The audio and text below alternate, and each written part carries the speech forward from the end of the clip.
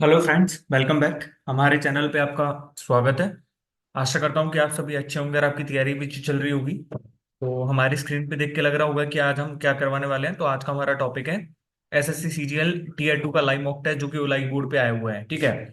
तो जैसा कि आपको पता है कि देखो, ओलाई बोर्ड हर सैटरडे संडे को सीजीएल टीयर 2 के लिए लाइव मॉक टेस्ट अपलोड करता है, जिसको हम सैटरडे से लेकर संडे 7 शाम बजे, सॉरी संडे शाम 7 बजे तक कभी तक दे सकते हैं। ठीक है। तो इसी सीरीज में उन्होंने आज क्या तारीख है, हाँ 26 अक्टूबर के लिए एक मॉक टेस्ट डाला हुआ है। ठीक है। तो उसी चीज का मैं सॉल्यूशन आपके लिए करवाऊंगा। और देखो, सॉल्यूशन तो क्या ही, मैं सिर्फ मैथ्स के ही सॉल्यूशंस आपको बताऊंगा, क्योंकि देखो भाई, फर्स्ट ऑफ ऑल तो देखो, मेरे को कोई शौक नहीं है, ना ही मेरे को कोई इंटरेस्ट है कि भाई 2 घंटे बैठूंगा और आपको सॉल्यूशन दूं इस चीज के। लेकिन एक हमारा टेलीग्राम चैनल है रिलीवेंट मॉक्स एसएससी पे। तो कई लोगों के वहां पे मैसेजेस आ रखे थे कि भैया एटलीस्ट हमें सिर्फ मैथ्स का सॉल्यूशन प्रोवाइड कर दीजिए। तो मैथ्स का सॉल्यूशन इसलिए प्रोवाइड करा जा रहा है आपको। ठीक है। तो देखो, अब मैं सिर्फ मैथ्स का ही सॉल्यूशन प्रोवाइड करूंगा, तो देखो आपको मैं थोड़ा कॉन्सेप्ट भी बता दूंगा उस चीज को लेके, है ना। और कैसे हम शॉर्ट तरीके से कर सकते हैं, और कैसे हम थोड़ा, मतलब हमसे नहीं आएगा तो कैसे हम बेसिक से कर सकते हैं इस चीज को। ठीक है। तो वो सारी की सारी इस चीज में मैं लेके चलूंगा, है ना। और यदि टाइम बच जाता है तो जैसे रीजनिंग में कुछ अच्छे क्वेश्चंस होंगे तो उन्हें भी हम देख लेंगे। ठीक है। तो आपको मैंने पहले भी बताया है और अब भी बता रहा हूं कि भाई देखो, सीजीएल टीयर 2 में क्या हो रहा है ना, कि आजकल तो मॉक टेस्ट भी अच्छे बना रहे हैं ओलाई बोर्ड वाले। तो कई बार ना टाइम भी नहीं रह रहा है, टाइम भी नहीं रह रहा है, तो इस वजह से कई बार तो पूरे पेपर को ही नहीं कर पा रहे हैं। तो भाई मैं एक चीज सजेस्ट करूंगा कि यदि आपसे कोई क्वेश्चन नहीं बन रहा है ना एट एनी पॉइंट, तो वहां पे उसको कुछ देर के लिए स्किप करो और स्किप करके जस्ट आगे बढ़ो। क्योंकि यदि स्किप नहीं करा ना आपने, तो वहां पे कम से कम आपके 5 से 6 मिनट लग जाएंगे, और 5 से 6 मिनट यदि एक क्वेश्चन में लग गए तो फिर तो पेपर हो नहीं पाएगा टाइम पे। तो इसलिए मैं कह रहा हूँ कि भाई स्किप मेथड आपको सीखना पड़ेगा। यदि आपने प्री में नहीं सीखा है तो भाई मेंस में तो जरूर ही सीखना पड़ेगा, क्योंकि ऐसा तो हो नहीं सकता कि भाई हमसे लाइन से क्वेश्चंस हो जाएंगे। लाइन से क्वेश्चंस नहीं बनते हैं भाई मेंस के एग्जाम में जाके, कि भाई हमने एक करा 1 से 30 तक हमने लाइन से कर दिया। अरे भाई ऐसे नहीं बनते हैं क्वेश्चन। ठीक है। जो भी थोड़ा सा बड़ा क्वेश्चन लगे ना आपको, जैसे कि थोड़ी सी बड़ी लैंग्वेज दे रखी हो, तो भाई उसको थोड़ी देर के लिए स्किप करना। ठीक है। यदि स्किप करोगे तो ही आप आगे के पेपर को पूरे अच्छे से कर पाओगे, वरना यार यदि मान लो तुमने एक बड़ा सा क्वेश्चन दे रखा था 4 लाइन का, ठीक है, और तुमने एक बार पढ़ा, एक बार में पढ़ के तुम्हें समझ नहीं आया, तो फिर दोबारा पढ़ने लग गए उसी क्वेश्चन को, तो भाई गए फिर तो मिनट्स। तो ऐसा तो है नहीं। तो हमको स्किप मेथड जरूर ट्राई करना है। अब विदाउट वेस्टिंग टाइम मैं क्वेश्चंस की तरफ बढ़ रहा हूँ सीधा। ठीक है। और यदि आपको प्रैक्टिस प्रैक्टिस करनी है तो भाई देखो, रिलीवेंट मॉक्स एसएससी चैनल पे और एक हमारा जो इसी यूट्यूब चैनल इजी मैथ्स अड्डा पे हमने कुछ प्रैक्टिस सीरीज भी डाली हुई है, तो वो जाके आप देख सकते हो। ठीक है। और यदि सॉल्यूशन पसंद आए तो वीडियो को लाइक करना और चैनल को सब्सक्राइब करना बिल्कुल नहीं भूलना है। Thank you so much. अब मैं अपने पेपर की तरफ बढ़ता हूँ। ठीक है। तो ओके, लॉग इन कर लिया मैंने।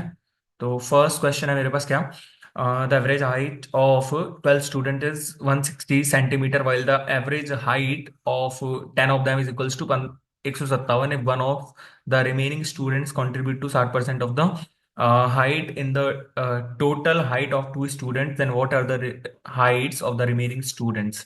अब जैसे मान लो यहाँ पे हमारे पास 12 स्टूडेंट्स का 160 दे रखा, और 10 स्टूडेंट का यहाँ पे कितना दे रखा, 157। कितने का डेविएशन आ रहा है, कितने का डेविएशन आ रहा है, -3 का। ठीक है। तो 10 पे कितने का आ जाएगा, -30 का।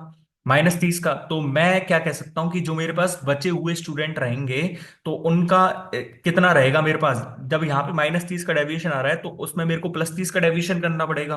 और +30 का डेविएशन कितना में बटेगा, 2 में बटेगा, तो 30/2। यानी कि उनका एवरेज जो था ना, और 2 स्टूडेंट बचे हैं, उनका एवरेज मेरे पास कितना है, 175। ठीक है। तो इनका योग कितना हो जाएगा मेरे पास, 350। अब ये क्या कह रहा है कि one of the students contribute 60%। तो वन ऑफ द स्टूडेंट जब 60% कंट्रीब्यूट करेगा, तो एक का कितना हो जाएगा, 210, और एक का दूसरे का कितना हो जाएगा, 140। तो हमारे पास कौन सा ऑप्शन ट्रू आ रहा है, सी ऑप्शन। अब जैसे मान लो आप, यदि ऐसे ये तरीका आपको ध्यान में नहीं आता है, तो भाई आप कैसे करोगे, 12 × 16 करोगे तो 1920, और यहां से करोगे तो 1570, और 1570 इसमें से घटाओगे तो देखो 50, पहले 50 जोड़ लो, 1620 और 300, फिर 350 हो गया ना। अब ये भी देख सकते हो, और या फिर देखो 350, देखो इसमें नहीं बन रहा दोनों का योग, है ना। 350 बन रहा है कि इसमें भी, 200, 300, 375 इसमें भी नहीं बन रहा, इसमें बन रहा है। और 148 और 222 करेंगे तो 22, मतलब कि 70, तो इसमें भी नहीं बन रहा, तो 350 सिर्फ एक में ही बन रहा है ना। ठीक है। बेसिक भी आ गया, और डेविएशन वाली चीज पढ़नी है तो मैंने एक डेविएशन वाला डाला हुआ है, एवरेज में कैसे डेविएशन लगाना है, तो वो जाके आप देख सकते हो। ठीक है। Amit and Sunil invested in business in the ratio 4:5, the ratio of their profits in after an year is 6:5। हमने हमारी प्रैक्टिस शीट्स में कितने ही क्वेश्चंस डाले होंगे पार्टनरशिप के, हर एक क्वेश्चन में मैं इंक्लूड करता था उस शीट जब बनाई थी। तो वो वहां जाके आप चेक कर सकते हो। और मैंने एक चीज भूली है कि पार्टनरशिप में तो भाई कुछ है ही नहीं, इसमें तो सिर्फ एक ही वो है ना, कि जिसका जितना ज्यादा इन्वेस्टमेंट रहेगा उसका उतना ज्यादा प्रॉफिट रहेगा, जिसने जितने ज्यादा टाइम के लिए इन्वेस्टमेंट करा होगा उतना ज्यादा उसका इन्वेस्टमेंट रहेगा। तो मैं यहाँ से क्या कह सकता हूँ, जो 4:5 में इन्वेस्टमेंट करा है और प्रॉफिट यदि 6:5 में है, ठीक है, तो उनका टाइम का रेशियो क्या रहेगा, 6:4 और 5:5। यही तो रहेगा ना, मतलब 6/4 और 5:5 के रेशियो में रहेगा। Find the time for which Sunil invested if Amit invested for full year. अब अमित ने फुल ईयर के लिए इन्वेस्टमेंट करा है, मतलब कि देखो 6:4 को हम क्या लिख सकते हैं, 3:2 और 1, ये हो सकता है ना। ठीक है। तो 3:2 हो गया ये, 3:2 मतलब 3:2, 3 की वैल्यू मेरे को कितनी दी हुई है, 12। तो एक की वैल्यू, दो की वैल्यू कितनी आ जाएगी मेरे पास, 8 आ जाएगी। ठीक है।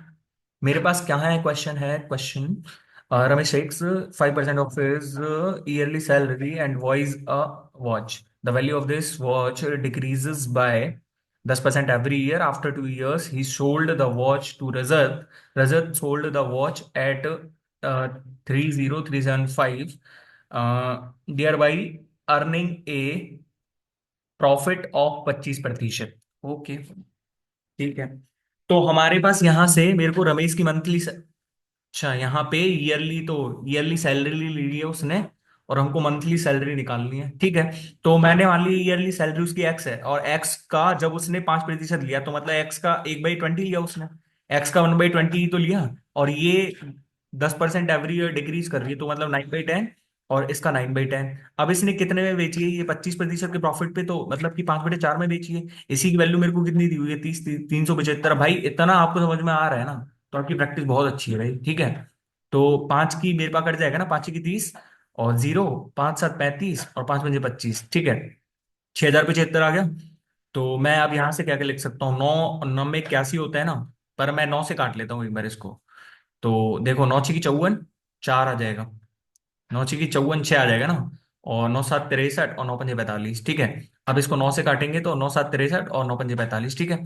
तो मेरे पास कितना आ जाएगा एक्स की वैल्यू, 75 इंटू में 4, 300, 300 और 300 में गुणा 100 करेंगे तो 30,000, और 30,000 में इंटू 20 करेंगे तो 6 लाख। एक्स की वैल्यू 6 लाख आ रही है।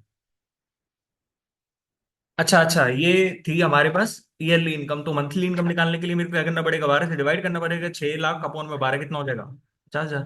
ठीक है। अच्छा मेरे पास यहाँ पे क्या है, okay, the following expression is equal to 10 72 plus में 10 sin 70। कॉट 72 तो होगा नहीं, कॉट 18 प्लस sin 20 नहीं, कॉट 18 प्लस cos 80। ठीक है। क्योंकि tan थीटा बराबर कॉट 90 माइनस थीटा, और साइन थीटा बराबर कॉस 90 माइनस थीटा। ठीक है। अच्छा मेरे को क्या दिया हुआ है यहाँ से, what will be the remainder when the expression 3x³ minus में 2x² प्लस में 5x और 1800x+7। अब देखो, अब हमको क्या लिखना है, हमको सिर्फ इतना लिखना है। आपने यदि डिवाइड करना सीखा हो कि भाई कैसे डिवाइड करते हैं पॉलिनोमियल्स में, तो आपको पता होगा। ठीक है। जैसे मैं यहाँ पे x+7 लिखूंगा, तो यहाँ पे पहले कितने से डिवाइड करना पड़ेगा मेरे को, 3x² बार। ठीक है। तो 3x³ माइ प्लस में 21x²। भाई जिसने मैथ्स ही नहीं पढ़ी है तो उसको कहाँ से होगा ये, -23x² प्लस में 5x, अब प्लस में 1800। ठीक है। अब ये कितनी बार जाएगा, -23x बार जाएगा। तो -23x², और ये कितना हो जाएगा मेरे पास, 23×7 = 161, तो 161x। ठीक है। तो 166x प्लस में 1800। अब ये कितनी बार जाएगा, 166 बार जाएगा।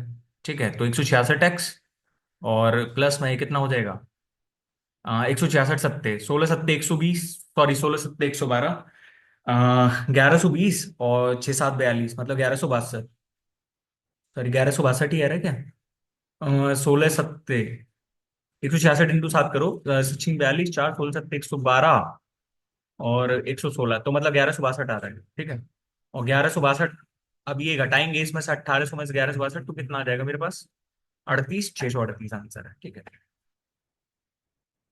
मेरे पास यहाँ से क्या दिया हुआ है, एक्स माइनस में 10 प्लस में 25 अपॉन में x is equals to 0, then what is the value of x की पावर 4 प्लस में 1 एक्स पावर 4 माइनस में 1। ठीक है। तो एक्स स्क्वायर माइनस में 10x और प्लस में 25 इज इक्वल्स टू 0, मतलब एक्स की वैल्यू प्लस माइनस 5 आ जाएगी। ठीक है। तो यहाँ पे कितना आ जाएगा, 5 पंजे 25 और 25 25 करेंगे 625, 626 अपॉन में 624, 313 अपॉन 312, 2 से काट लो इसको। ठीक है। ठीक है।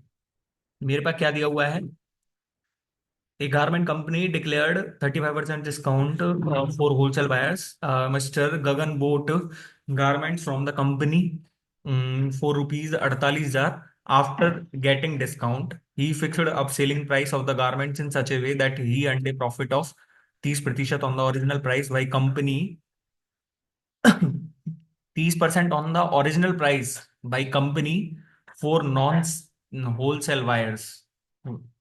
What is the total selling price? अच्छा, मतलब टोटल हमको सॉरी, टोटल सेलिंग प्राइस निकालना है। तो हमसे क्या कह रहा है भाई, मतलब इसने ये कहना चाह रहा है कि ये गारमेंट कंपनी है ना, उसने होलसेल वायर्स को 35% का डिस्काउंट दिया। अभी ये होलसेल वायर्स जब नॉन होलसेल वायर्स को बेचेंगे ना, तो वो जो कंपनी का ओरिजिनल प्राइस था उस पे 30% का लाभ कमा रहा है। मतलब मेरे से क्या कहना चाह रहा है ये, कि यदि देखो 20% डिस्काउंट मतलब 20 से 13 में बेची, अब 13 की वैल्यू मेरे को कितनी दी, 48,000। ठीक है। अब 48,000 दी हुई है तो मेरे पास 20 की वैल्यू आ जाएगी। 20 की वैल्यू कितनी आ जाएगी, कंपनी की वैल्यू है ना 20, तो 20 कंपनी की वैल्यू है, तो इस पे 9,60,000 अपॉन में 13 है, इतनी तो आ रही है, 20 का गुणा करेंगे तो। ठीक है। एक की अब ये कंपनी की वैल्यू आ गई। अब मेरे को किस क्या चाहिए, earn day profit of 30% on the original price. तो 30% का मतलब 13/10, 13 से 13 कट गया और 96,000 उत्तर आ गया। भाई यदि एक बार में समझ में नहीं आया तो इसको स्किप कर लेना भाई, देखो आ जाएगा तो ऐसे ही होगा। ठीक है। मेरे को क्या दिया हुआ है यहाँ से, can be together fill a cistern with milk. A pures 15 liters of milk every 5 minutes and B pures 21 liter every 3 minutes. How much time will it take to fill the 800 liters of milk in the cistern? 5 minute में 15 litre भर रहे हैं। तो इसको भी ऐसे ही कर लेते हैं, या तो इसको ऐसे करते हैं कि भाई इसको 3 मिनट बना लो, या फिर इसको 3 मिनट बना लो, या फिर इसको 5 मिनट बना लो, इसको 5 मिनट तो है ही है। तो इसको जब ये तीन तीन मिनट में 21 लीटर भर रहा है, तो 5 मिनट में कितना भर देगा, 7 × 21 मतलब 35 35 लीटर भर देगा। ठीक है। अब ये दोनों मिलके, दोनों को हम यदि मिला दें तो दोनों 5 मिनट में कितने भर देंगे फिर। भाई 5 मिनट में इसने 35 भरा, इसने 15 भर दिया, तो 5 मिनट में कितना भर गया, टोटल 50 लीटर, है ना। अब हमको भरना कितना है, 800 लीटर, तो 800/50 करेंगे तो 16, और 16 पंजे 80, 80 मिनट आ जाएगा ना आंसर। अभी कैसे आया कैसे नहीं आया तो भाई ये तो तुम्हारे करने पर डिपेंड करेगा ना। ठीक है। द वेरियंस ऑफ बार है observation is 15, if each observation is multiplied by a number then the new variance become 375, find the number. तो फाइंड द नंबर क्या रहेगा, मतलब हमारे पास जब वेरिएंस 15 था और 15 से 375 हो गया, मतलब कितना बढ़ गया, 15 दूनी 30 और 15 × 5 = 75। तो मतलब जब वेरिएंस में इतने सॉरी वेरिएंस इतने टाइम्स हो रहा है, तो मतलब ये तो एक्स स्क्वायर की वैल्यू है ना मेरे पास, यदि मैंने एक्स से गुणा करा होगा तो एक्स स्क्वायर बढ़ेगा। तो मतलब जब ये एक्स स्क्वायर की वैल्यू, तो मेरे को एक्स की वैल्यू ही तो चाहिए, क्योंकि आपने वेरिएंस का फॉर्मूला क्या पढ़ा है, वेरिएंस का फॉर्मूला ही तो होता है सिग्मा एक्स आई माइनस में एक्स अपॉन में का होल स्क्वायर अपॉन में एन। मतलब कि ये मैंने स्क्वायर करा ना, ये जो मेरे पास एक तो क्या आ रहा है, ये तो मीन है मेरे पास, और ये मेरे पास जो ऑब्जर्वेशंस हैं, तो उसमें से घटाएंगे अपॉन में एन करेंगे तो ही तो हमारे पास वेरिएंस आता है, और वेरिएंस का रूट निकालेंगे तो हमारे पास क्या आ जाएगा, स्टैंडर्ड डेविएशन। तो हमारे पास यहाँ से क्या वैल्यू आ जाएगी, 25, तो मतलब 5 आ गया। ठीक है। अच्छा, मेरे पास यहाँ पे क्या दिया हुआ है, ए टोटल ऑफ 564 कॉइन्स, 50 पैसे 20 पैसे and 25 paise makes sum of rupees 161। If the number of coins 50 paise and 20 paise is in the ratio 3:5 respectively, then the number of 50 paise coins. ठीक है। तो 50 पैसे कॉइन्स का मतलब हमारे पास कितना रह जाएगा, तो मान मान लो मैंने क्या करा। अब जय भाई देखो, एक तो बाई ऑप्शन जाया जा सकता है, बाई ऑप्शन जाओगे तो देखो इसमें कैसे करेंगे फिर, तो बाई ऑप्शन जाएंगे तो देखो 3 की वैल्यू मान लो मैं 180 मानता हूँ, तो 180 माना तो मतलब 20 पैसे की कितनी हो जाएगी मेरे पास, 300। ठीक है। अब ये 180 से कितना बन गया, 90 बन गया, और ये कितना बन जाएगा मेरे पास, 30 और 20 60, मतलब 60 बन गया। 90 प्लस में 60 कितना हो गया, 150। तो मतलब मेरे पास बचे कुचे कॉइन्स कितने हैं, बचे कुचे कॉइन्स मेरे पास कितने हो गए, 480 और 84 हो गए। तो 84 प्लस में, सॉरी 84 इंटू में 1/4 करना पड़ेगा, क्योंकि 25 पैसे हैं, तो मतलब 21 जुड़ेगा तो 171 बन रहा है। तो ये तो मेरे पास है ही नहीं। ठीक, 150 में करेंगे तो 150 में क्या रहेगा, 3 का वैल्यू 150, तो 5 का वैल्यू कितना हो जाएगा, 250। ठीक है। अब ये मेरे पास 400 पैसे हो गए ना, 400 हो गए, तो मतलब 164 बचे, एक 25 पैसे वाले। ठीक है। तो 164 के हिसाब से मेरे पास कितना हो जाएगा, 1/4, यानी कि 41 पैसे तो ये हो गए, 41 रुपए तो ये हो गए। 150 के हिसाब से 75 ये हो गए, 75 41 126, सॉरी 116। और 250 इंटू 20 करेंगे तो मेरे पास कितना बच जाएगा, 50। तो ये तो ज्यादा हो गया। ठीक है। 120 पे जाओ, तो 120 पे जाओगे तो कैसे बने करेगा, 3:5, मतलब कि ये कितना हो गया 120, और ये कितना हो जाएगा 400, मतलब ये सॉरी 200, है ना। और बचे कुचे कितने हो जाएंगे फिर, 264, 264/4 करेंगे तो मेरे पास कितना आ जाएगा, 61। तो मतलब 61 तो पैसे ये इससे बन रहे हैं, 61 रुपए तो मेरे पास 25 पैसे से बन रहे हैं, है ना। और इनसे बना के देख लो, अब 120 से कितने बन जाएंगे, 60 बन जाएंगे। और इससे कितने बन जाएंगे, 40 बन जाएंगे, 60 40 100 161, मतलब 120 आंसर है। अब ये कौन लगा सकता है, जिसकी कैलकुलेशन फास्ट होगी, ठीक है। लेकिन हमारे को तो क्या करना पड़ेगा, करके ही देखना पड़ेगा। तो मान लिया मैंने 3x और 5x मान लिया, ठीक है। तो 3x से कितने पैसे बन जाएंगे मेरे पास, 3x से 3x/2 बन जाएंगे मेरे पास, है ना। और 5x से कितने बन जाएंगे, रुपए बना रहा हूं मैं सीधा, रुपए बनाने के लिए मेरे को 100 से डिवाइड करना पड़ेगा ना। तो यहां से कितना हो जाएगा मेरे पास, 100x, यानी कि x हो जाएगा प्लस। अब ये 25 पैसे का वो करूंगा तो 1/4। और यहां से ये कितना बचा मेरे पास, 564 माइनस में 8x, 564 माइनस में 8x। तो इसी की वैल्यू तो मेरे को 61 दी हुई है, 161। तो यहां से करेंगे तो देखो, 3x/2 प्लस में x, और प्लस में ये कितना हो जाएगा मेरे पास, 61, माइनस में 2x की वैल्यू मेरे पास कितनी आ जाएगी, 161। इसमें से घटाएंगे 100, और यहां से ये करेंगे तो 1/2x बचेगा, है ना। और 1/2x करेंगे तो x की वैल्यू मेरे पास कितनी आएगी यहाँ से, सॉरी, हाँ। तो मेरे पास यहाँ से मेरे को 3x/2 प्लस में x कितना हो जाएगा, 3x/2 प्लस में x कितना हो जाएगा मेरे पास,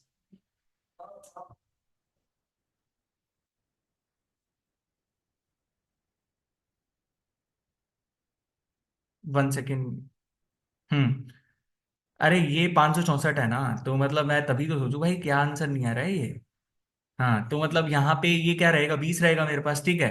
तो मतलब 3x, एक्स की वैल्यू मेरे पास 40 आ जाएगी ना यहाँ से। अब जब x की वैल्यू 40 आई जाएगी तो 3x लेना है ना मेरे को, तो 120 सीधा आंसर आ जाएगा यहाँ से भी। ठीक है। तो हो गया। अच्छा, ratio present ages of Garima and Shobhan is 5:4 respectively, after 5 years ratio of there edges 6:5। हाँ, मतलब 5 years के बाद एक एक बढ़ रहा है, तो +5 years मतलब जो 25 और 20 हो जाएगी इसकी। ठीक है, अब सीधा सीधा लिखना है। दानव इज, भाई नाम भी तो कह दिया है, दानव इज 8 years यंगर टू गरिमा। तो 8 years यंगर टू गरिमा मतलब दानव की कितना है, 17 है। तो Danav is what percent of age of Suman. तो एज सुमन की एज कितनी है, 20 है, तो 85% आंसर आ गया, 17/85। अच्छा, मेरे पास यहाँ पे क्या दिया हुआ है, given a linear equation to into variables var x plus में 7 by minus में 10 is equals to 0, which of the following linear equation along with the given equation forms a system of linear equations having no solution। अच्छा, no solution के लिए condition क्या होती है भाई, infinite solution के लिए कंडीशन क्या होती है मेरे पास, a1/a2 is equals to b1/b2 is equals to c1/c2। ये तो क्या होती है, इनफाइनाइट की हो जाएगी, है ना। इनफाइनाइट सॉल्यूशन की यही तो रहती है। अब मैं यदि इसमें इसको नॉट इक्वल टू लगा दूं तो ये मेरे पास किसकी हो गई, नो सॉल्यूशन की कंडीशन हो जाएगी। जब ये नो सॉल्यूशन की कंडीशन हो गई तो अब देख लो कौन से में बन रहा है। ये मेरे पास 12x प्लस में 7 बाई इज इक्वल्स टू 10 है, ठीक है। तो अब यहां से लगा लो, देखो 12x प्लस में 7 बाय इज इक्वल्स टू 20 बनेगा ये। तो मेरे पास सही बन रहा है ना, 1 1 1 1 और 1 2, तो मतलब ये नहीं मैच कर रहा ना इससे। ठीक है। तो मेरे पास फर्स्ट ऑप्शन ठीक है। अब आप और चेक करते रहना भाई, जब मेरे पास फर्स्ट ऑप्शन ही मिल गया तो मैं आगे क्यों चेक करूंगा। एक बार चेक कर लेते हैं, 7x, ठीक है, 12x माइनस में 7 बाई नो, माइनस दे रखे हैं, 24x प्लस में 14 बाई इसमें तो तीनों आ रहे हैं। यदि हमसे ये पूछता कि इनफाइनाइट सॉल्यूशन, तो इनफाइनाइट सॉल्यूशन के लिए हमारे पास क्या हो जाता, फिर आंसर डी हो जाता। ठीक है।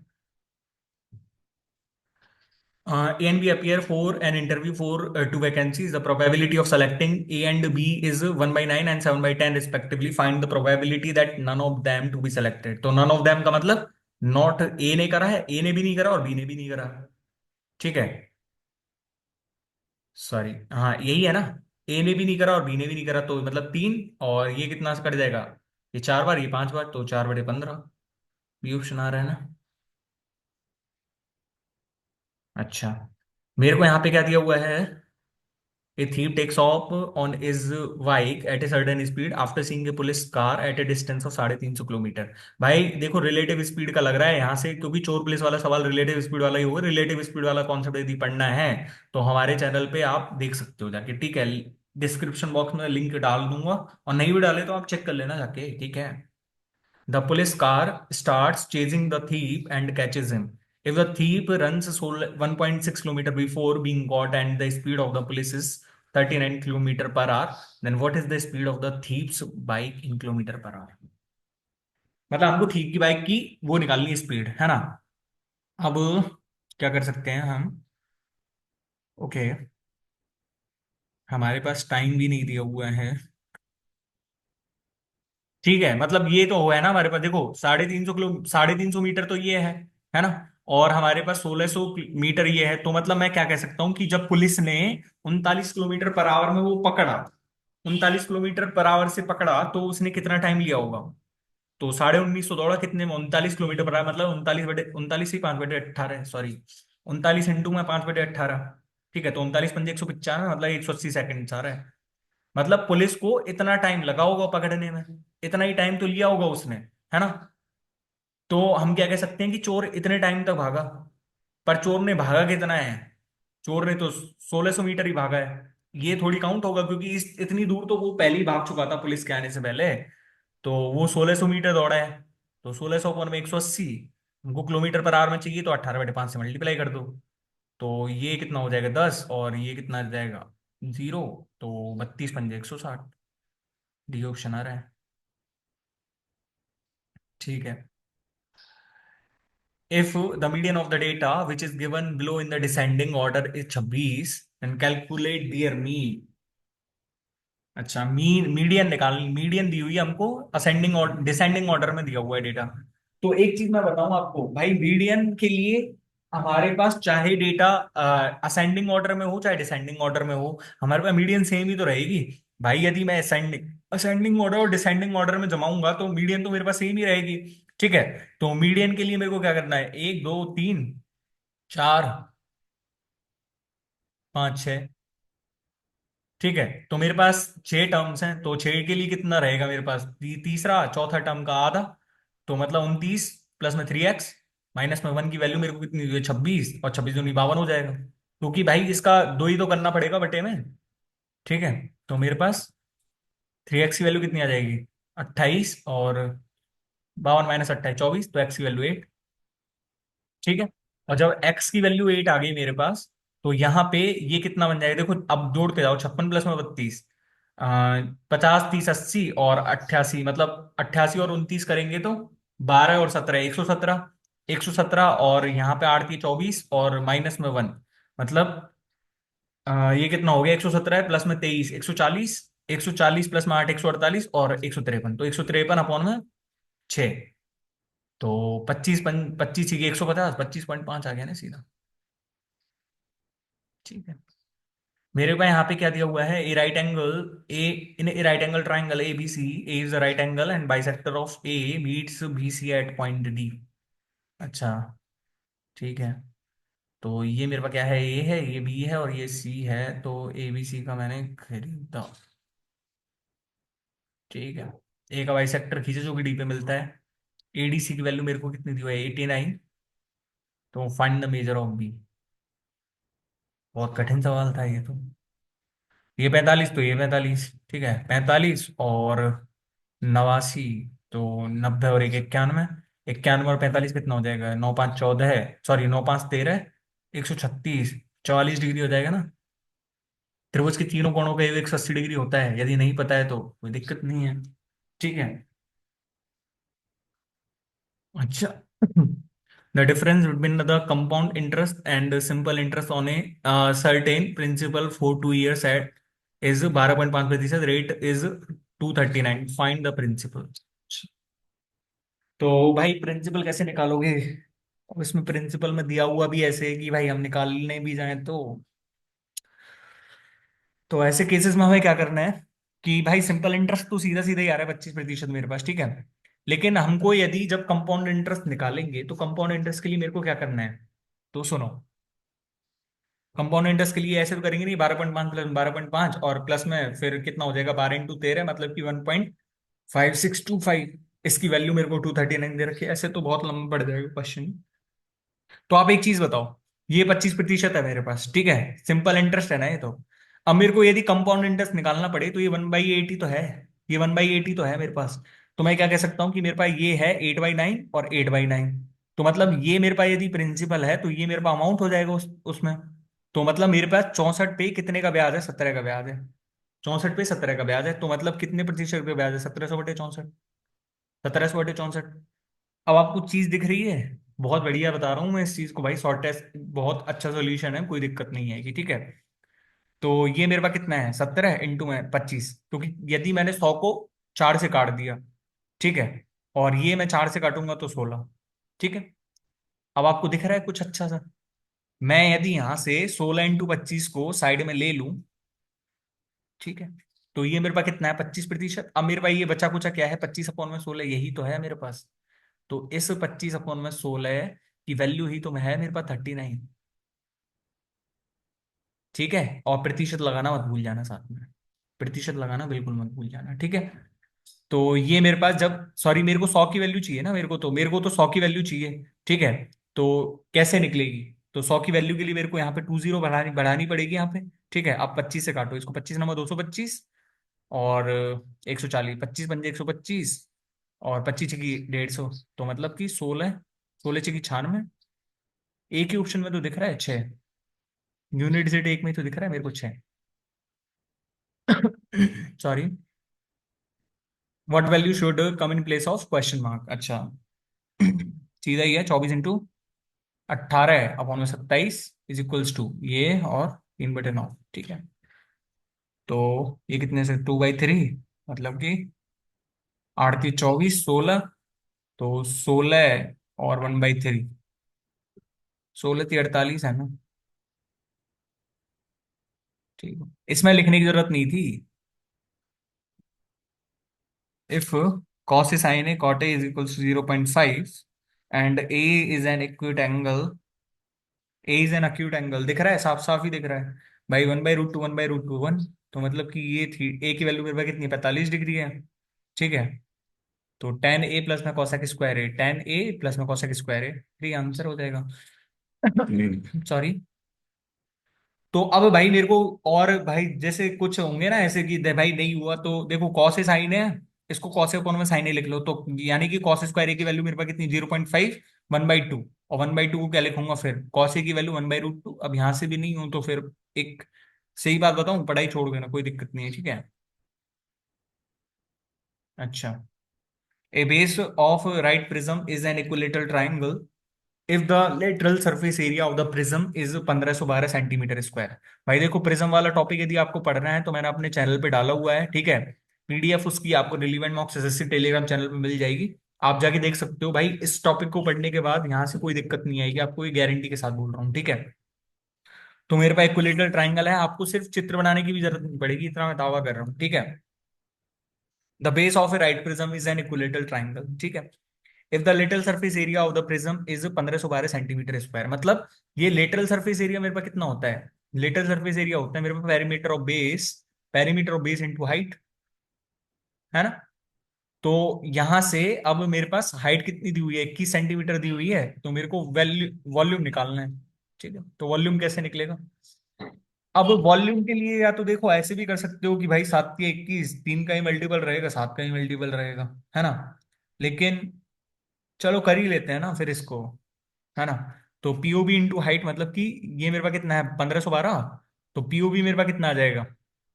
21 7 147 और 4 बज गए, 21 2 42, तो मतलब पीओबी की वैल्यू मेरे पास आ गई 72। तो यहां से अब मैं, इक्विलेटरल ट्राइंगल है तो इक्विलेटरल ट्राइंगल बेस क्या हो जाएगा हमारे पास? 24 सेंटीमीटर की हमारे पास क्या हो जाएगी, इसकी साइड हो जाएगी इक्विलेटरल ट्राइंगल की। ठीक है। अब वॉल्यूम निकालना है तो वॉल्यूम कैसे निकलेगा? एरिया, बेस का एरिया निकालना है ना, और इनटू में हाइट। ठीक है। तो 576 है, मतलब कि 1 4 और 4। ठीक है, तो 144√3 इंटू में 21, और 21 चौक 84, 21 चौक 84 और 8 भिन्न में 9, 3024 ही आ रहा है ना। ठीक है। Find the total number of prime factors in the expression. अच्छा, तो total number of prime factors क्या होते हैं, मतलब इनकी जो हम प्राइम फैक्टर्स करेंगे और उनकी जो पावर्स रहेंगे उनका योग कर देंगे। ठीक है। तो प्राइम फैक्टर्स क्या हो जाएगा इसका, 2 की पावर 3 ही तो है। तो 2 की पावर 3 इंटू 3, 2 की पावर 4 इंटू 5, तो 2 की पावर 9 इंटू में 2 की पावर, कितना हो जाएगा ये? 20। तो 20 और 9 29 आ रहा है ना।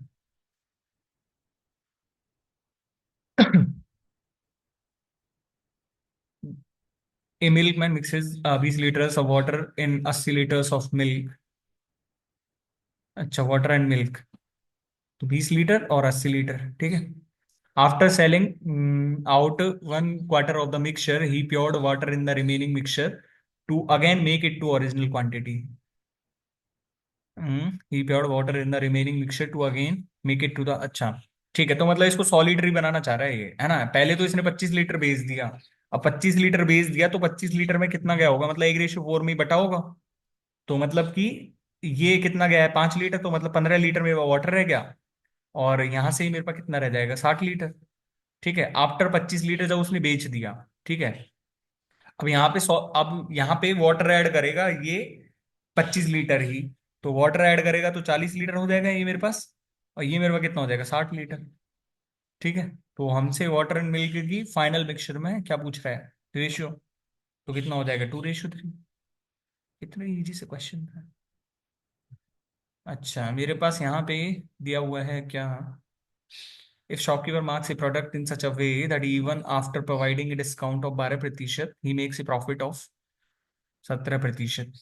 if shopkeeper had purchased the product for 1867, अच्छा 88 के पौर में 117 पड़ा होगा। मतलब 100 माइनस में डिस्काउंट प्रतिशत अपॉन में 100 प्लस में प्रॉफिट प्रतिशत is equal to CP upon में एमपी। तो हमारे पास 88 अपॉन में 117 है, 88 की वैल्यू 1867, तो 1867 अपॉन में 88 करना है मेरे को, और इंटू में 117, क्योंकि मेरे को मार्क प्राइस चाहिए। ठीक है। तो अब यहाँ से नहीं निकाल सकते हैं। 88 दूनी 176, 10, 88 कम 88, 21 बच जाएगा। 21 बच रहा है, 19 बच रहा है, 19। ठीक है। 0, और 88 दूनी 176, 14, और 88 कम 88, अब यहीं तक रहने देते हैं, डेसिमल टू प्लेस में ही तो चाहिए हमको, 117 से मल्टीप्लाई कर दो। 117 हो जाएगा, 117 दूनी 234 और 245, यानी कि 24 बच जाएगा। और 117 कम 117 और 24 कितना हो जाएगा, 141, और 14 है, 117 दूनी कितना हो जाएगा, 234, 234 और 14 कितना हो जाएगा मेरे पास, 248। तो 2481 के आसपास जाना चाहिए। एक ही ऑप्शन में तो दिख रहा है 2482.26। अब एक्यूरेट कैलकुलेशन तो करी नहीं है हमने जो हमें पता चले। The volume of a cuboid is 420 centimetre cube, if the areas of two of its adjacent faces is 70 centimetre and 30 centimetre square, then which of the following will be the area of one of the other faces of cuboid. कितना अच्छा question दिया हुआ है। तो ये एलबीएच है ना मेरे पास, एलबीएच। अब देखो, मैं यदि 3 फेसेस का एरिया मान के चलूं तो एक का एरिया एल बी रहा होगा, एक का एरिया बी एच रहा होगा, एक का एरिया कितना रहा होगा, एल एच रहा होगा। यही तो रहा होगा 3 फेसेस का एरिया। तो एक चीज बताओ, ये मेरे पास क्या है, ये मेरे पास इसका, जैसे मान लो मैं इन तीनों को गुणा कर दूं, एल स्क्वायर प्लस में बी स्क्वायर प्लस में एच स्क्वायर, यदि मैं 3 भुजाओं को एबीसी मान रहा हूँ, मतलब एरियाज को, ये एक फेस का एरिया ये है, एक फेस का एरिया ये है, एक फेस का एरिया ये है, ए बी सी की वैल्यू मेरे पास एल स्क्वायर प्लस में बी स्क्वायर प्लस में एच स्क्वायर, और उसी की वैल्यू तो मेरे पास 420 इंटू 420 दी हुई है। ठीक है। तो अब मेरे पास यहां से किसी भी एक फेस का एरिया पूछ रहा है, तो इसमें 70 अपॉन में 30, 70 इंटू में 30 का भाग दे दो। ये कितनी बार कट जाएगा, 70 की 420 और 14, ठीक है, तो 6 चौक 84 आंसर आ रहा है ना। अब जिसको यदि नहीं पता है कॉन्सेप्ट, तो भाई करते रहना फिर आराम से ना। A and B together can do a piece of work in 25 days, और B alone can do the same work in 45 days। ठीक है। तो टोटल टोटल 225, 9 और 5। ठीक है। तो एक ही एफिशिएंसी कितनी आ जाएगी मेरे पास, 4। Then find the time A takes alone to 80% of the work. तो 80% कितना हो जाएगा, 4/5। तो 45, मतलब 180 काम करना है, कितनी एफिशिएंसी, 4 एफिशिएंसी, तो 45 डेज ही लेगा। अच्छा, ये मेरे पास दिया हुआ है 0.72 इंटू 0.72 इंटू 0.72। ओके। तो ऊपर क्या दिया हुआ है, ए क्यू माइनस में बी क्यू अपॉन में नीचे क्या दिया हुआ है, ए स्क्वायर प्लस में ए बी प्लस में बी स्क्वायर। तो इसकी वैल्यू कितनी हो जाएगी, ए माइनस में बी, कितना, 0.72 माइनस 0.39, 0.33 आंसर आ रहा है। ठीक है। A B is a chord in the minor segment of a circle with center O. C is a point between A and B on the minor arc AB। अच्छा, minor arc A B पे point point है, तो मेरे पास A B यहाँ पे हो गया। ठीक है। और सी यहाँ पे हो गया। Tangents to the circle at A and B meet at point D. अच्छा, A C B is equals to 1.108 centimetre, 108 degree. तो हमसे ईडी भी पूछ रहा है, ये कितना होता है, 90 डिग्री माइनस A/2। जब आपको इंपॉर्टेंट कॉन्सेप्ट वाली सीरीज कराई थी, आपको सर्कल सर्कल वाली कराई है ना, मैंने दूसरी वीडियो में डाला है ना। तो 90 माइनस में A/2 सबसे इंपॉर्टेंट कॉन्सेप्ट है। 108 है, तो ये मेरे पास कितना हो जाएगा, 36 डिग्री। और यदि ऐसे भी नहीं हुआ आपसे, तो आपको एक चीज बताता हूँ। सेंटर वाली कहानी दी हुई है, तो सेंटर से मिलाओ जस्ट इसको। जब ये 108 है, तो ये मेरे पास कितना रहा होगा, 216। और जब ये 216 है, तो ये मेरे पास कितना रहा होगा, 144। अब एक चीज देखो, ये वाला पूरा जो बनेगा यहाँ पे, तो क्या बन रहा है, एक, सॉरी, क्वाड्रिलेटरल बन रहा है। और क्वाड्रिलेटरल भी कैसा बन रहा है, ये भी आपको पता होगा। ठीक है। जब इस सेंटर से यहाँ पे टेंजेंट को मिलाएंगे, तो ये 90 डिग्री और ये 90 डिग्री, तो 90 90 180, तो इसका भी तो 180 रहेगा। आपने यार कॉन्सेप्ट ही नहीं पढ़े होंगे, तो फिर बताओ मैं भी क्या करूंगा यार। In a triangle PQR, S is a point on PR, QRP is equals to PQS। अच्छा, तो PR पे पॉइंट लेना है हमको, S, P, Q और R। ठीक है। S is a point, QRP is equals to PQS, QRP is equals to PQS। भाई ये तो आपको यदि देखो यहाँ से ये लेंथ दी हुई है, तो आपको एक चीज तो समझ में आ गई होगी कि भाई जब यहाँ पे दिया हुआ है, ऐसे क्वेश्चंस भी तो हमने प्रैक्टिस शीट्स में इंक्लूड करे हैं। जब ये दोनों चीज दी हुई है और हमसे किसी की लेंथ पूछ रहा है, तो 100% चीज है कि सिमिलैरिटी लगेगी इसमें। अब सिमिलैरिटी कैसे यूज करोगे, तो वो देख लो आप। तो सिमिलैरिटी हम कैसे लगाएंगे इसमें, हम मेरे पास पी क्यू है, पी आर है और पी एस हमको निकालना है।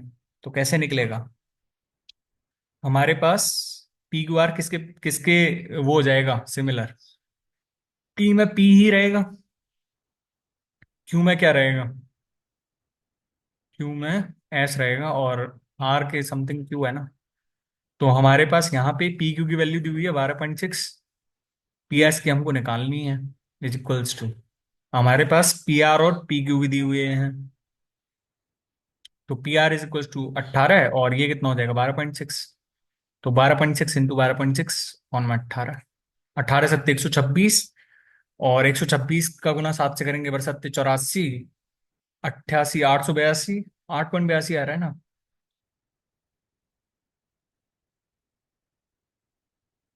ठीक है।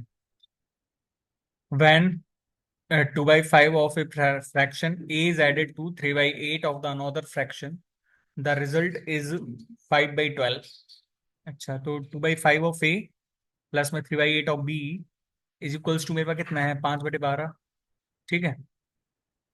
If fraction A is 13/72 more than B, अच्छा ए माइनस में B is equals to 13/72, then what is the product of A and B. Product निकलवा रहा है हमसे, कैसे निकालोगे? कैलकुलेशन ही करनी पड़ेगी क्या? कैलकुलेशन ही करनी पड़ेगी क्या? चलो कैलकुलेशन ही करते हैं फिर भाई, और क्या करें। तो मेरे पास देखो 16 है प्लस में कितना हो जाएगा, 5 × 3 = 15 भी इज इक्वल्स टू 40 बन जाएगा ना, 40 और 200/12। ठीक है, तो यहाँ पे भी मैं 16 का मल्टीप्लाई कर लूँ तो कोई दिक्कत है क्या? 16 माइनस में 16 भी इज इक्वल्स टू 16 × 13, 12 करेंगे तो 192, मतलब कि 208 हो जाएगा, 208/72। ठीक है, ये 72 है, ये 12 है, तो मतलब मैं इसमें भी क्या करता हूँ, इसको 72 बनाने के लिए 6 से मल्टीप्लाई कर लेता हूँ ऊपर नीचे, और आप दोनों को घटा दो। आपके सामने ही कर रहा हूँ भाई। 31 बी की वैल्यू मेरे पास कितनी आ जाएगी, 1200 में से 208 घटाने हैं मेरे को, तो 1200 में से 200 जाएंगे तो 1000, और 1000 में से भी 8 घटाने हैं, मतलब 992, तो 992/72। तो बी की वैल्यू कितनी आ जाएगी मेरे पास, 31 से काट लो, 31 × 93, और 31 × 2 = 62, तो 32/72। ठीक है, तो 32/72 ये आ गई। तो यहाँ पे ए की वैल्यू कितनी आ जाएगी मेरे पास, 45/72, और 32/72। अब इसको काटा पीटी कर लो बस।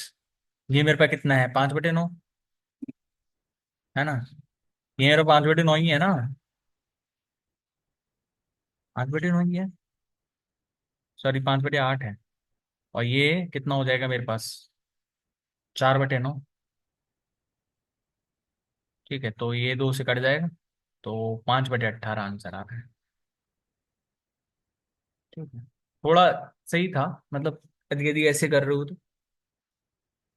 A person invested ₹4300 in each of the two schemes, one is offering 15% rate of interest and other scheme is offering 23% rate of interest, find the difference between the interest received after 4 years. अच्छा, difference निकालना है after 4 years के बाद, तो after 4 years में कितना रहेगा? एक ईयर का डिफरेंस 8% है, तो 4 ईयर का कितना हो जाएगा, 32%। और 4300 का 32% निकालो, 6 की ऑप्शन में तो दिख रहा है। यूनिट डिजिट 6 एक ऑप्शन में ही तो दिख रहा है, यूनिट डिजिट। यूनिट डिजिट नाम की भी कोई चीज होती है? 43 × 2 = 32, 32 × 96, 9, 32 × 4 = 128, और 9 कितना हो जाएगा, 137, 1376 ही तो आ रहा है। ठीक है, अब ये हमारे पास मैथ के क्वेश्चंस तो हो गए। ठीक है, अब रीजनिंग के देख लेते हैं कौन कौन से थोड़े से अच्छे से क्वेश्चंस लगते हैं वो वाले। ठीक है, अच्छा ये वाले क्वेश्चन देख लो चलो। How is how is Harsh related to Leena? तो Gautami is the wife of Harsh, Gautami is the wife of Harsh. ठीक है, Aman is married to daughter of Harsh, Aman is married to daughter of Harsh, और Leena is the only daughter of Gautami. तो यहां से हम कह सकते हैं कि लीना क्या है, हर्ष की डॉटर है। Okay, Aman is the husband of Leena, Aman is the husband of Leena. Gopal is the son of Gautami, Gopal is the son of Gautami. Harsh is the father of Gopal, Harsh is the father of Gopal. तो हमारे पास यहाँ से कोई रिलेशन बन रहा है क्या? एल और एच में तो कोई रिलेशन नहीं बन रहा। हमसे यदि एल और जी का रिलेशन भी दे दिया होता तो हम निकाल सकते थे इसका। तो हमारे पास 1 is sufficient while 2 is not sufficient. ठीक है, तीसरा। ठीक है, चौथा, पांचवा भी देख ले तो एक बार। स्टेटमेंट्स।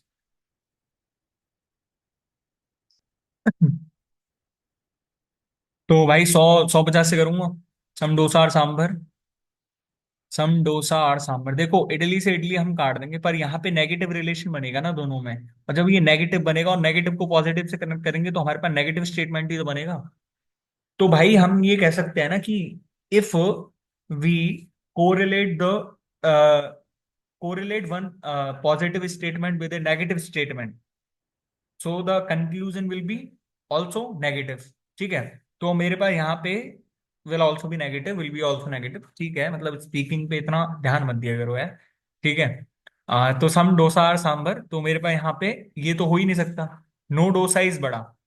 नो डोसा है। अब देखो डोसा के मेरे पास 50 अलॉट है, तो डोसा पे यहाँ पे मैंने 100 अलॉट कर दिए, तो 50 से 100 अलॉट कैसे कर सकता हूँ मैं? 50 से 100 अलॉट कैसे कर सकता हूँ मैं? तो मेरे पास ये भी नहीं होगा।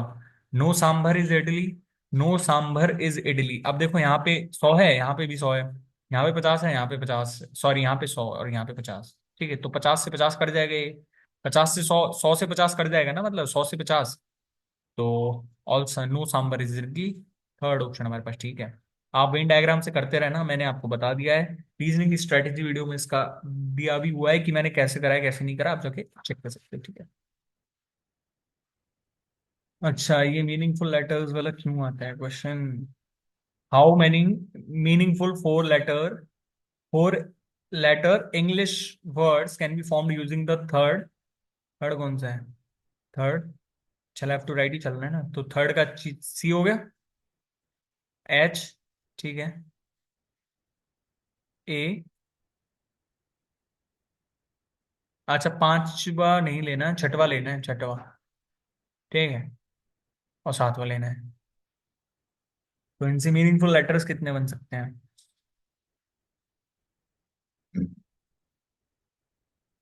एक तो हमारे पास चिन्ह बन रहा है, चिन्ह, चिन्ह क्या होती है? जो ये तुम्हारा ठोड़ी होती है ना, SCHIN। एक चिक होता है, चिक तो गाल होते हैं, चिन्ह क्या होता है? थोड़ी होती है, ठोड़ी। जो यहाँ पे ये, यार इंग्लिश अब मैं कैसे लूँ, ठीक है। तो एक तो मेरे पास हो गया चिन्ह, क्या आया था हमारे पास? NICH आया था ना, ठीक है। तो एक तो चिन्ह हो गया मेरे पास, है ना। और क्या बन सकता है? एच, एच से बन सकता है क्या कोई? हिंस कोई, इंच बन रहा है एक, इंच, ठीक, NHIC, NHICNICH। अब ऐसे ऐसे क्वेश्चंस में कंफ्यूजिंग सी रहती है, कंफ्यूजन सी रहती है। चलो भाई, दो ही बना पा रहा हूँ मैं तो। NICH, ये होता है ना वो तो।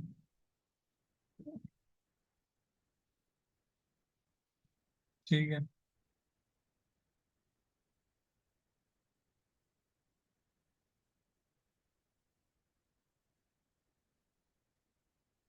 अब तो हो गए सारे क्वेश्चंस और तो, है ना। हम्म, ये कैसे करोगे?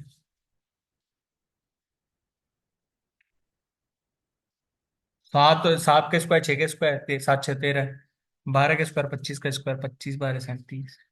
ठीक है, अच्छा। अब मेरे पास है यहाँ से, क्या, 8 persons are sitting in a linear row facing south direction. S sits third to the left of P. S sits third to the left of P. P का लेफ्ट इधर रहेगा ना। 2 persons sits between S and R। तो obvious सी बात है कि S तो इधर जाएगा, R तो इधर जाएगा ही नहीं, ठीक है। P sits at the end of the row। अच्छा ठीक है, P को हमने एंड पे फिक्स कर दिया। Q sits fourth to the right of P। यहाँ पेपर बना लेते हैं। Q sits fourth to the right of P, है ना। तो यहाँ पे यदि T को लूंगा, एक दो तीन चार, यहाँ लेते हैं तो एक दो तीन चार, ठीक है। तो Q यहाँ पे आ जाएगा। U sits immediate left left of Q। V sits third to the right of W। W यहाँ आ जाएगा, अभी यहाँ आ जाएगा, ठीक है।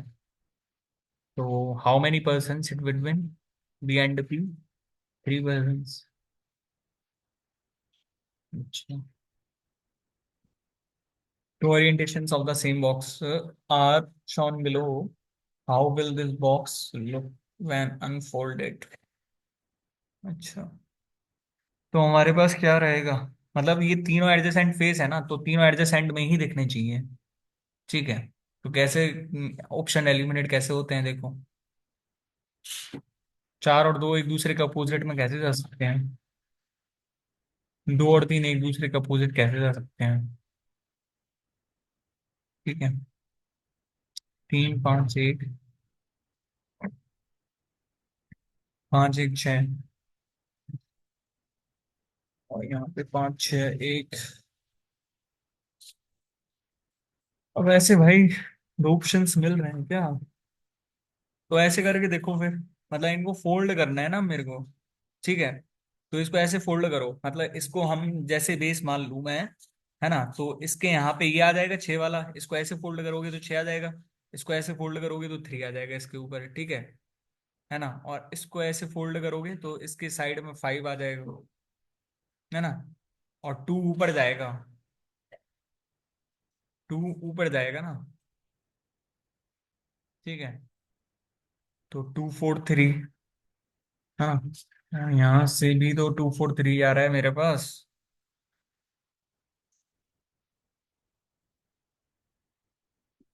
हाँ, मान लो यदि मैं ऐसे करूँ, चलो मैं एक बना ही देता हूँ ना थोड़ा सा। जैसे ये मैंने एक ले लिया नीचे, ये 6 हो जाएगा, 3 हो जाएगा, और ये 5 हो जाएगा। ठीक है, और ये 4 हो जाएगा मेरे पास। इधर वाला फेस 4 हो जाएगा, हाँ। तो 4 3 और 2, 4 3 और 2 एडजेसेंट भी आ रहे हैं। 1 5 और 6 लिए एडजेसेंट भी आ रहे हैं।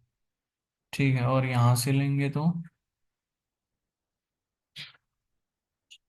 यहाँ से लेंगे तो क्या, 5 को नीचे लेते हैं, 6 यहाँ पे, 4 यहाँ पे, और 1 यहाँ पे आगे वाले फेस पे। ठीक है, 3 पीछे वाले पे, और 2 ऊपर वाले पे चला जाएगा।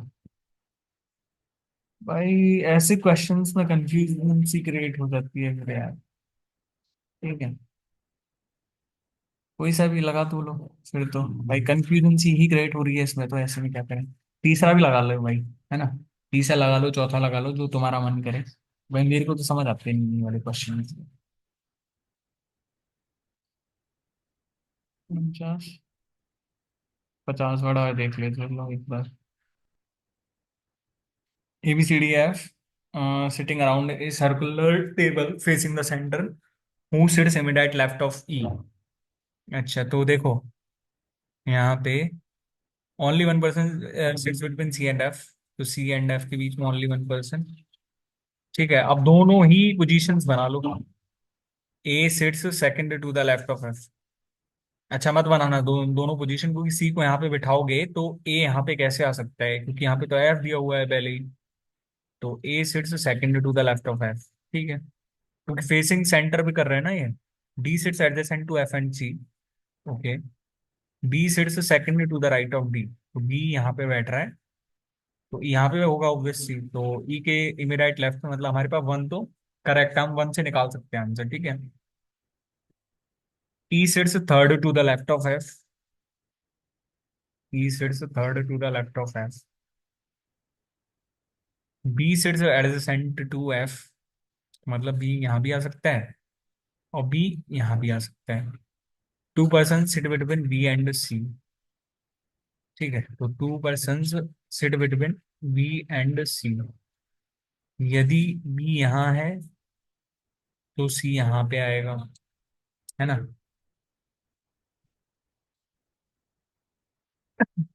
और यदि बी यहाँ है तो सी यहाँ पे, यहाँ पे क्यों आ जाएगा फिर? 1 2, यहीं पे तो आएगा, 1 2, यहाँ पे, तो सी यहाँ पे आ जाएगा। ठीक है, और ए एडजेसेंट बैठता नहीं है उसके, ए एडजेसेंट बैठता नहीं है, मतलब यदि सी यहाँ पे है तो ए यहाँ पे होगा। मतलब हमारे पास जो है ना, दूसरे स्टेटमेंट से आंसर आ नहीं रहा है ना? तो हमारे पास कौन से स्टेटमेंट सही बैठ रहा है? Data in first alignment. ठीक है, okay. Aunt is 9, R is 16, content is 49। Square ही तो कर रखे हैं। ठीक है, ठीक है, ठीक, ठीक, ठीक। चलो, तो ठीक है, यहाँ तक जो जो भी अच्छे क्वेश्चंस थे वो सारे बता दिए मैथ्स के सहित। तो यदि वीडियो पसंद आए तो वीडियो को लाइक करना और चैनल को सब्सक्राइब करना बिल्कुल नहीं भूलना। Thank you so much. मिलते हैं नेक्स्ट वीडियो में, तब तक के लिए बाय।